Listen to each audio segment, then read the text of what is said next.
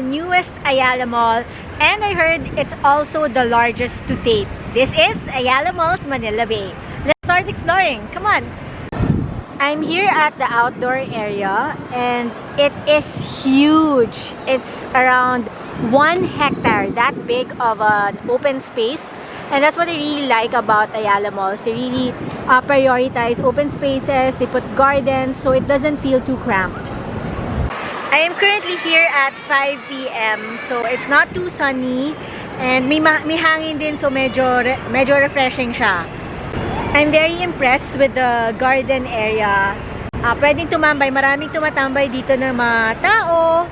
Ayan, hangout lang. Meron silang area dito, tapos nakalagay mga names lang or mga adjectives. This one, ganda, beautiful in Tagalog. Hey, meron din ganito. Deadma, definition, pretending not to know something is amiss. Paano naman mga millennials, dapat meron din silang quote. Kaya ito ang hashtag on fleek. And I believe the biggest word here is mabuhay. It is to welcome everyone here to the mall. May playground din dito. Kids can play for free. May sculptures din. Here at the outdoor area, you can get a glimpse of the restaurants. Nandito, kitang-kita mo siya. So, ang sarap ng hangin dito. Ikutin natin itong ground floor, yung mga restaurants dito. Tignan natin, saka tayo pumasok sa mall. Kailangan i-enjoy ko muna yung lamig ng hangin dito.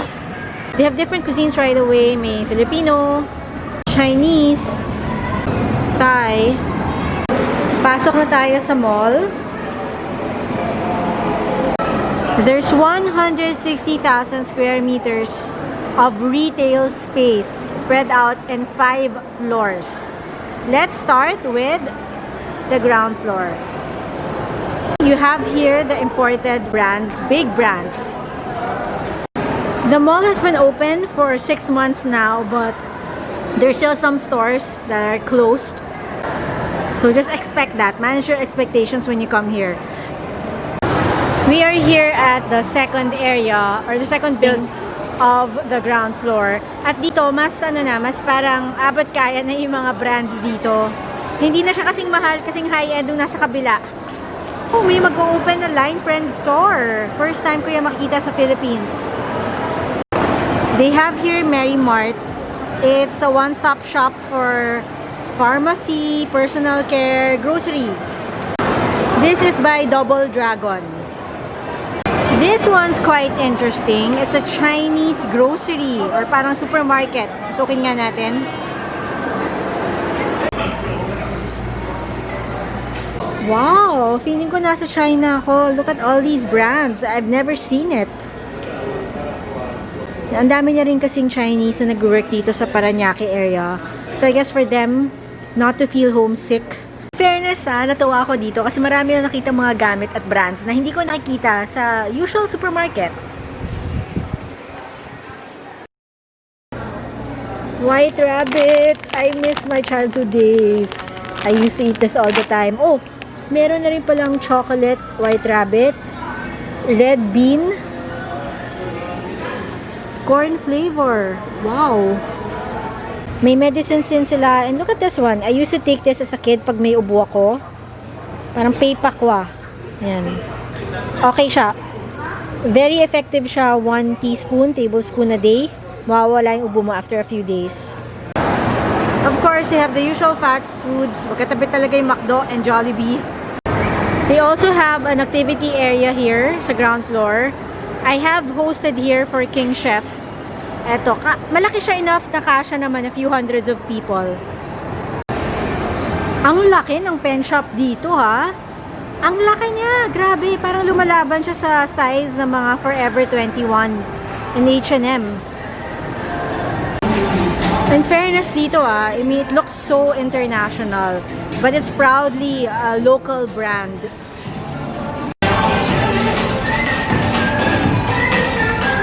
They even have international endorsers like Lisa of Blackpink. Meron pa siyang area specifically for accessories. Wow, this place is even bigger than what I thought it is. Looks very young, very Gen Z. Let's go up the second floor. Second floor, you can see mga local brands. There are also affordable fast food here. Okay, there's a bookstore here. These are used books.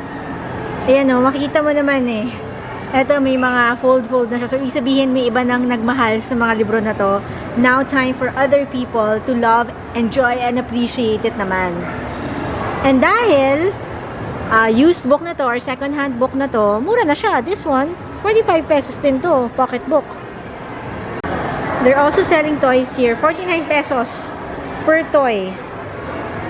But these toys are brand new, ah. Then mo, meron pa siyang tag. 49 pesos each and 10 pieces, 250 pesos. Cute naman siya. Yan. Mga doll. Kung ano-ano mga design.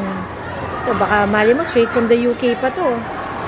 What's quite unique here in Ayala Malls Manila Bay is that meron silang mga villages.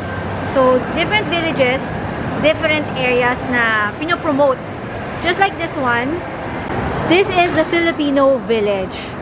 So, as the name suggests, yung area na to, lahat made in the Philippines or mga Filipino brands.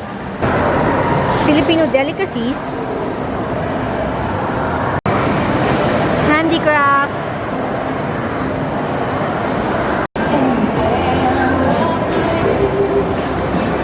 Filipino village is quite huge. Galing siya ako dyan sa tapat. Ngayon, nandito na ako. Ganun siya kalaki. Yan. May pasalubong area para sa mga turista. Nag-crave tuloy ako ng mga Good Shepherd products. Meron dito, peanut brittle. Yan, lengua. Nagutom. Ay, ito naman, galing Ilocos, mga suka. Tsaka na ako mga chicharon.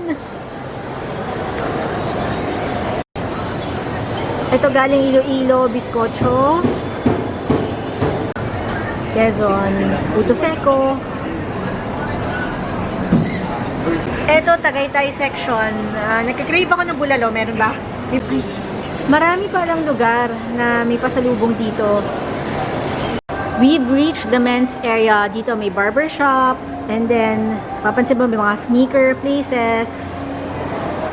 Eto na nga yung mga gusto ng mga lalaki. You have the wallets, the socks, even for motorsports. They also have a huge Nike store here. Let's now go up to third floor. Sports outdoor section na to. Katabi ng mga sports stores ay buffet! Nako, sira ang diet agad-agad. Kanina, nasa Filipino Village tayo. Ngayon naman, nandito tayo sa K-Town. Annyeonghaseyo! They have here the Korean beauty brands and restaurants. Dito pala sa third floor, bukod sa Koreatown, meron ding Chinatown, which is K-Town. Yung Koreatown kasi kanina, maliit lang, wala masyadong laman. Pero this Chinatown, mas malaki siya. Mas maraming stalls, stores, at kung ano-ano pa.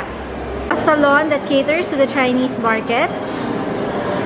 You also have a pharmacy that sells Chinese medicine. Taiwan snacks.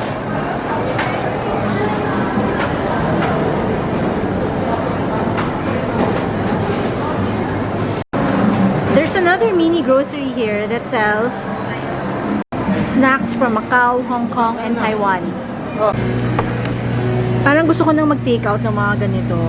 Para kung tinatamad ako magluto sa bahay, iinitin ko na lang. Pag nandito ka, makakalimutan mo na sa Manila ka. Feeling mo na sa China ka or Hong Kong ka. Pati yung music, it's Chinese music. Hindi mo na kailangan dumayo ng Binondo. Yung ibang mga sikat na brands ng Binondo nandito. And the biggest Timezone in the country is here. Pwede ka pa magkaraoke dito. Wow! May bowling alley pa dito. At may billiards din. Sige, laro tayo? Okay, na-try ko tong basketball. Hindi ako magaling, pero malaking ring. Okay.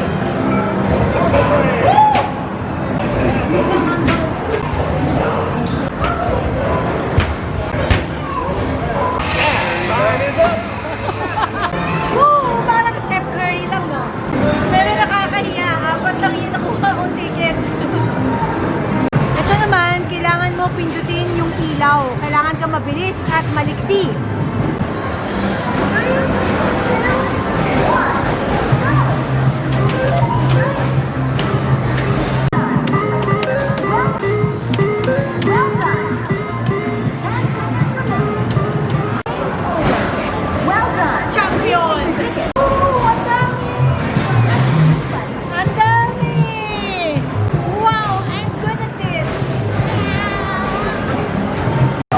Kids version na nilaro ko kanina, oh.